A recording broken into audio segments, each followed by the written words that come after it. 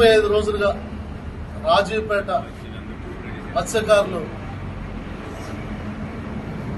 గ్రామంలో మరి మత్స్యకారుల సమస్యల మీద ధర్నా చేస్తూ ఉన్నారు. ఈ మత్స్యకారుల సమస్యల గురించి మొన్న ఉప్పాడలో కూడా మత్స్యకారులు వారి సమస్యల కోసం ధర్నా చేయడం జరిగింది. అయితే రాష్ట్ర ఉప ముఖ్యమంత్రి వర్యులు జనసేన పార్టీ అధ్యక్షులు గౌరవనీయులు శ్రీ పవన్ కళ్యాణ్ గారు మొన్న 9వ తేదీన ఉప్పాడలో మరి సమావేశం ఏర్పాటు చేసి ఆ బహిరంగ సభలో కూడా చాలా అద్భుతంగా మరి ఏదైతే గతంలో వైఎస్ రాజశేఖర రెడ్డి గారు హయాంలో వచ్చినటువంటి ఈ యొక్క నక్కపల్లి సెర్చ్ కానీ మరి ఉప్పాడ అక్కడ ఇతర ప్రాంతాల్లో ఉన్న కోస్టల్ కారిడార్ సెర్చ్లన్నింటి గురించి కూడా తెలియపరచడం జరిగింది. అయితే ఇప్పుడు ఈ మత్స్య సంపద విషయంలో కానీ మత్స్యకారుల సమస్యల విషయంలో కానీ మత్స్యకారుల గ్రామాల విషయంలో కానీ వారి యొక్క సంపాదన విషయంలో కానీ ఏ విధంగా చర్యలు తీసుకోవాలనే దానికి పవన్ కళ్యాణ్ గారు 100 రోజులు సమయం అడగడం మీ అందరికీ తెలిసిందే.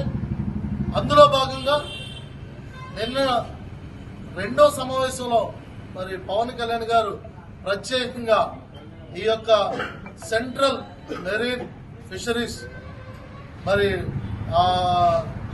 రీసెర్చ్ ఇన్స్టిట్యూట్ వారిని కూడా పిలవడం, అలాగే శాస్త్రవేత్తలను పిలవడం, అలాగే అధికారులు మత్స్య సంపద సంబంధించిన అధికారులు కూడా పిలిపించి ఏ విధంగా మనం చర్యలు చేపట్టాలనే దాని మీద దృష్టి సారించారు. అలాగే ఈ నక్కపల్లి రాజీపేట మత్స్యకారులు కూడా వాళ్ళ యొక్క జీవనోపాధిని పణంగా పెట్టి ఈరోజు ధర్నా చేస్తా ఉన్నారు. వారికి మద్దతుగా ప్రభుత్వం అండగా నిలబడుతుంది. కూటమి ప్రభుత్వంలో ముఖ్యమంత్రి వర్యులు చంద్రబాబు నాయుడు గారు, ఉప ముఖ్యమంత్రి వర్యులు పవన్ కళ్యాణ్ గారు, మరి స్థానిక ఎమ్మెల్యే మరియు హోంశాఖ మంత్రులు గౌరవనీయులు శ్రీ వంగలపూడి అనిత గారు ప్రత్యేకమైన దృష్టి సారించడం జరిగింది. ఇందులో భాగంగా మీకు అండగా నిలబడడానికి, మత్స్యకారులకు అండగా నిలబడడానికి అనేక విధాలుగా ప్రభుత్వం కసరత్తు చేస్తాం.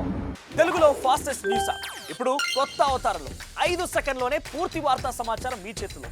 సోషల్ మీడియా ట్రెండ్స్ మీ కళ్ళ ముందుకే live TV and voice search options తో ఇప్పుడే డౌన్లోడ్ చేయండి. యాప్ లింక్ డిస్క్రిప్షన్ లో ఉంది.